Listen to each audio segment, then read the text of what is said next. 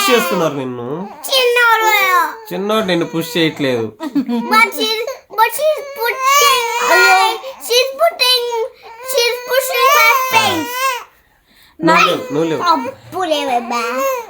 అందరికి శ్రీ పరాభవ నామ సంవత్సర శుభాకాంక్షలు.